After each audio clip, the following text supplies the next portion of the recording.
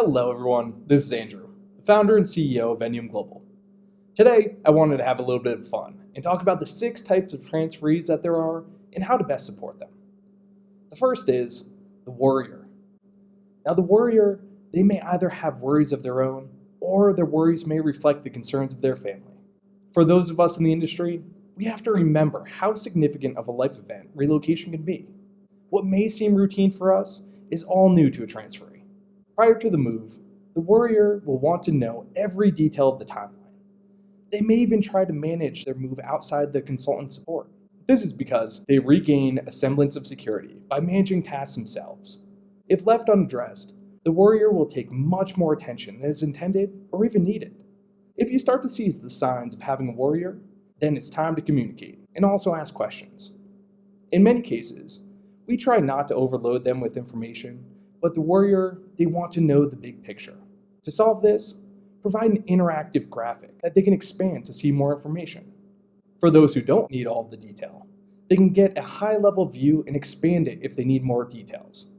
For questions, ask them how they're feeling. Reiterate how things are going and see if there's anything that can be helped on. Communication will change the experience from stressful to successful. The next is the puppy. The puppy is a title for those that are excited and inexperienced in the world of mobility. Once the opportunity comes up for a move or assignment, they jump at it. Overexcitement and eagerness often leads them to missteps and not following the process. For these wonderful transferees, we need to make sure that they know where they're allowed to play and where they're not.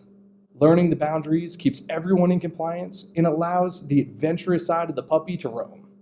Next is the procrastinator, a mobility manager's worst nightmare. Procrastinators will wait until the last minute to provide required documents, schedule move events, and often try to push back their start date. The primary challenge of a procrastinator is when schedules get tight, exceptions are requested, costs go up, and also emotions will run high. This type of behavior makes the process more difficult for everyone involved. To help with this, make deadlines for certain tasks and ensure that those deadlines are policy-driven. I say policy because if the deadline is legal, then there can be no flexibility. Provide them a graphic to show when tasks are needed to be performed and give your mobility manager scope to automatically approve exceptions if the deadline needs to be exceeded. Now we're on to the newcomer. Most commonly new to the country, the newcomer is a unique category. Merging into a new corporate culture is a challenge enough, but we so often overlook how jarring it could be assimilating into a new environmental culture. Moving from a lifetime in New York City into the Deep South will often yield just as many new experiences as moving to a new country. In some cases, we can have a cultural impact even moving within the same city. The stores are different, items sold are different, and where is fill in the blank that your kids love? We don't know. Newcomers may speak the same language as those residing in their new home, but colloquialisms can cause understanding to be lost. Symptoms of culture shock begin to show. Work performance sinks, and they begin to question their decision to move in the first place. When we address the challenges of the newcomer, we will gain a valuable employee with diversity of thought and culture. Diversity creates a well-rounded team, able to address a wider array of challenges. This makes them more adaptable. To help with this, we must help them be adaptable as well. Behavioral cultural training can teach them how to be more flexible as a human being. This training helps them adapt to the new team, to the new location, and also gives them lasting skills that will help them become more impactful for years to come. Finally, we get to the veteran. Veterans are experienced in mobility and have weathered many a relocation storm. This is very helpful when going through the process, up until the benefits, timelines, or procedure is taken as granted. Veterans are so accustomed to moving that assumptions are made on their part. Statements such as, "But my last company," will end up becoming something to navigate. Here is where the initial benefit briefing and acknowledgement of benefits becomes most helpful to all parties. For veterans, you can use computer-based learning, either as a precursor or a follow-up to the benefits briefing.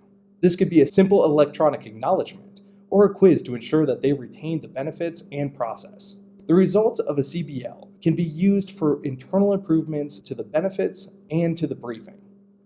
Data is always your friend. And now for a bit of a bonus category. This is the unicorn, a mythical creature only rumored to exist. Unicorns are a wonderful transferee type. These are transferees who follow all instruction, are punctual, and require very little effort to support. I joke because we do know that many folks fall into this category. But when possible, I encourage our clients to reward good behavior. This could be as simple as providing a cash benefit, only available if a certain timeline goal is hit or other goal is hit. For instance, those who do not use dual housing payments or loss on sale can receive a cash incentive. This offsets improvements done to the home to get it in saleable condition and rewards the transferees for a prompt sale, and then also encourages good real estate buying habits. Regardless of the category, we can use some or all of the lessons to improve our programs. Connect with us today, and let's see how we can support even the most challenging transferees in your organization. Thank you for watching. Be sure to subscribe to our YouTube channel for more technology and HR videos. Thank you.